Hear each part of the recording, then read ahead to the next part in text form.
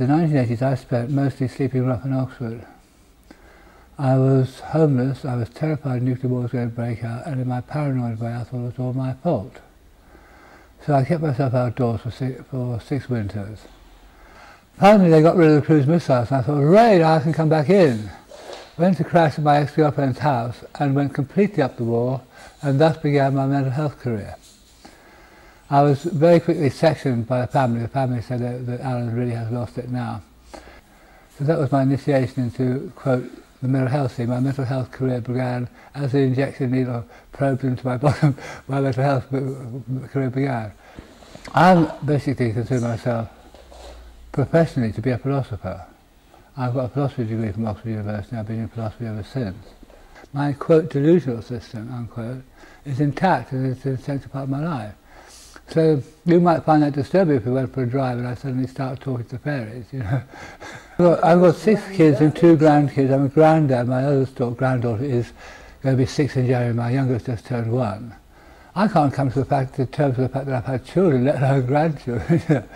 The key thing for me was realizing that no matter what they did, they could not destroy my core workings.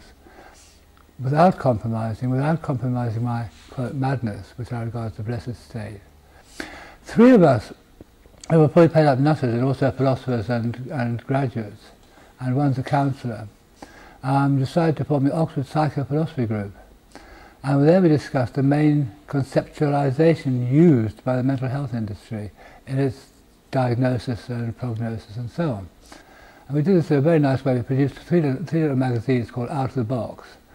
It's supposed to be Pandora's box, from which left hope at the bottom, you might remember. And of course out of the box means you're a bit, you know. And circulated these around and so on. And I think we have been part of what has been a transformation in the loony scene. I would advise anybody who's seriously contemplating putting themselves in the hands of the mental health industry, don't do so. Yeah, we've got Oxford survivors. We get a grant of about 10k to open a day centre twice a week, on Fridays and Saturdays up in Blackbird Leeds Community Centre. We run it entirely ourselves, there are no staff. But the key thing is we do it ourselves, you see. We don't have anybody do it to or for us, we do it to ourselves. Look after that day centre and so on.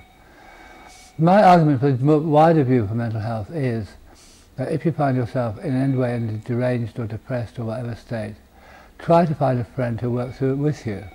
That's my slogan. I mean, Lang explored this madness and badness stuff in the 60s with counter-psychiatry.